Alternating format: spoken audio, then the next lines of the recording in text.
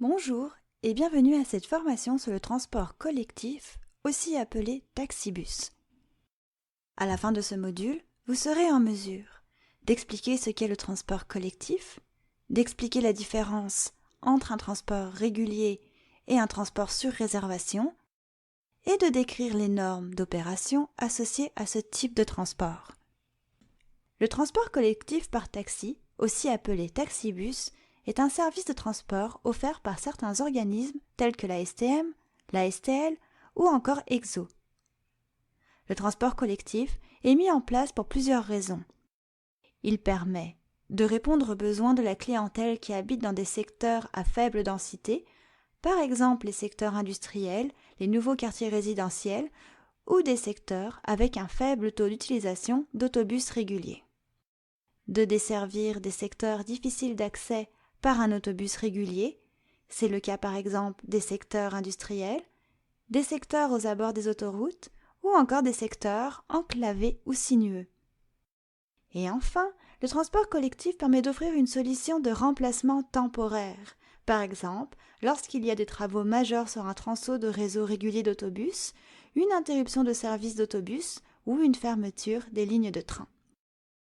Les routes de taxi collectif ou de taxibus sont composées de lignes et d'un nombre d'arrêts déterminé au même titre que les lignes d'autobus régulières. Il existe deux types de transports collectifs, les courses par réservation ou les courses régulières. La course par réservation, aussi appelée course sur appel, est une course réservée directement par le client. Lors de sa réservation, le client doit mentionner la ligne d'autobus qu'il souhaite emprunter, son arrêt d'embarquement et son arrêt de débarquement. Taxelco aura la responsabilité de prendre la réservation et de la planifier auprès d'un de ses chauffeurs qualifiés. Une fois le chauffeur déterminé, il sera contacté par le centre de répartition de Taxelco. Lors d'un appel sur réservation, le chauffeur peut être amené à embarquer et à débarquer plusieurs clients vers différents arrêts de la même ligne. Dans tous les cas, l'ensemble des informations seront indiquées dans Akabi. Taxelco est aussi responsable de planifier des horaires de taxi collectif dits réguliers.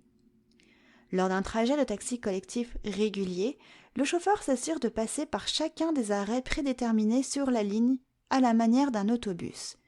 Il doit respecter les horaires de service associés au circuit qu'il effectue, c'est-à-dire qu'il ne peut être ni en retard, ni en avance.